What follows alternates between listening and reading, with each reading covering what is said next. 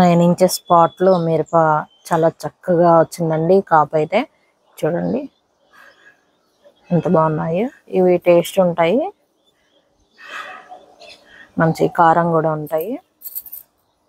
ఇలా గుత్తులు గుత్తులు వచ్చినాయి. ఇవన్నీ మనం హార్వెస్ట్ చేసుకుంటే మళ్ళీ మనకి పూత వచ్చి మళ్ళీ కొత్త చిగుర్లతోటి చక్కగా మళ్ళీ పూత వచ్చి మళ్ళీ కాస్తుంది.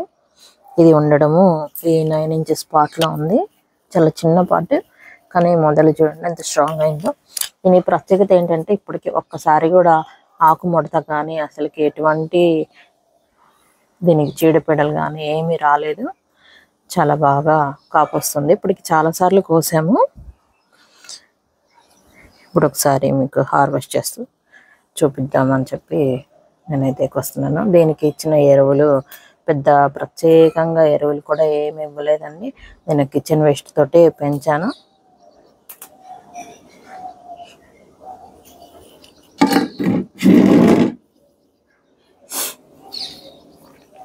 ఇలా మనం కట్ చేసేటప్పుడు కూడా ఇలాగ కొమ్మలతోటి ఇట్లా కట్ చేసుకున్నామంటే చాలు. మళ్ళీ అక్కడ నుంచి ప్రోనింగ్ చేసినట్లు కూడా అవుతుంది అనమాట మొక్కకి.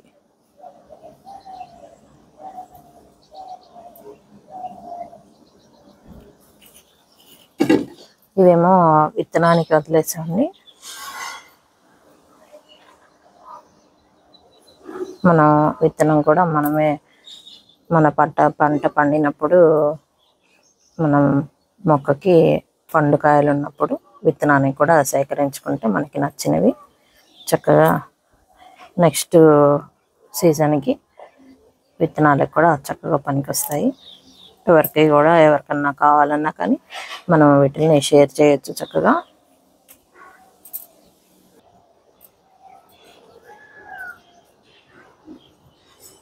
మనం ఇవన్నీ కోసేసుకున్నామంటే వీటికి ఉన్న పిందెలు మళ్ళీ పెద్దగా అవుతాయి. మనం బియ్యం కడిగిన నీళ్ళు, పప్పు కడిగిన నీళ్ళు, అలాగే కిచెన్ వేస్ట్ వచ్చి నేను ఈ డబ్బాలో పెడుతూ ఉంటాను. ఎక్కువగా పప్పాయ ఇట్లాంటి ఫ్రూట్ పీల్స్ ఇవన్నీ కూడా దీంట్లో పెడితే ఇదంతా కూడా కంపోస్ట్ అయిపోయింది. కింద నుంచి కూడా వేర్లు ఇందులోకి ఎక్కాయి. పద్దాక తీస్తే అవి కట్ అయిపోతాయని నేను తీయట్లేదు. అలా మనం కిచెన్ వేస్ట్ తోటే చాలా సింపుల్గా ఈ మిర్చి అనేది పండించుకోవచ్చు. వీటికి కొట్టినన్ని రసాయనాలు వేరే ఏ మొక్కకి కొట్టరండి.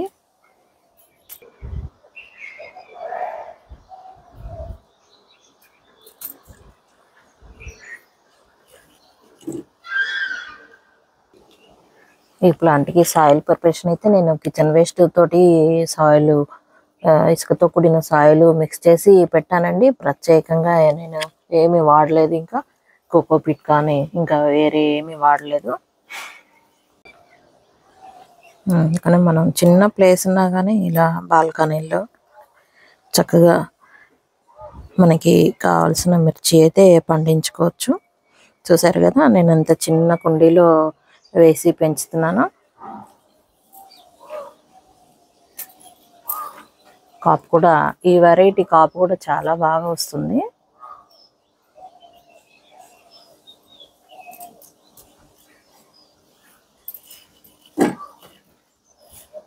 చూసారు కదా ఎన్ని మిరపకాయలు అయితే కోస్తున్నామో, ఇంకా ఉన్నాయి.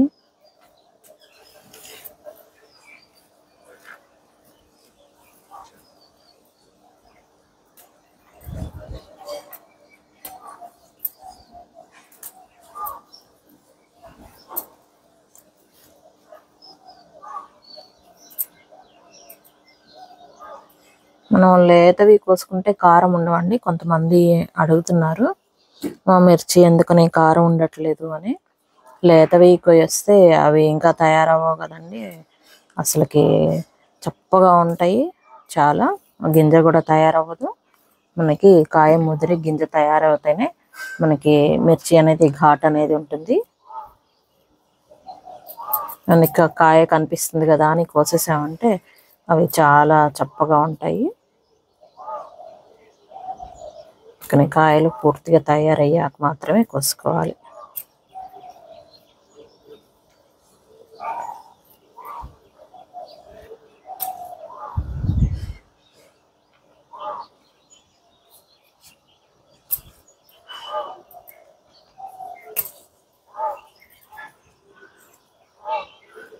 ఇంకా ఇక్కడ పిందెలు ఉన్నాయి. ఈ పిందెలన్నీ కూడా మళ్ళీ పెద్దవి అవుతాయండి మనం కొయ్యడం వల్ల. అలాగే చెట్టుకు ఉంచామంటే బలమంతా కూడా ఇవి వీటిని ప్రొటెక్ట్ చేయడానికి మాత్రమే చూస్తుంది చెట్టు. మనకి మిగతా పూత పిందె రాకుండా అయిపోతుంది, చెట్టు డల్ అవుతుంది అన్నమాట. అందుకనే మనం ఎప్పటికప్పుడు కోసుకుంటేనే మనకి మిర్చి చక్కగా వస్తాయి.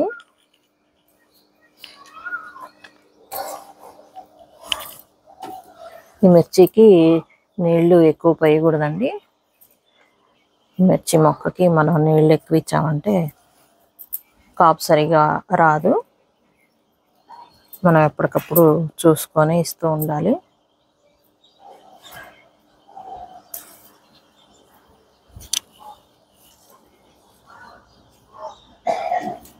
ఇంకా అక్కడక్కడ ఉన్నాయండి, ఇవి ఇప్పటికైతే సరిపోతాయి.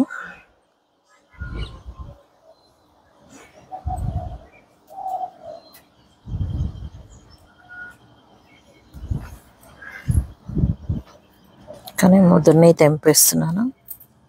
కోస్తుంటే వస్తూ ఉన్నాయండి. ఇవి ఈ ప్లాంట్ కలర్లో కలిసిపోయి కనిపించిన కూడా కనిపించట్లేదు.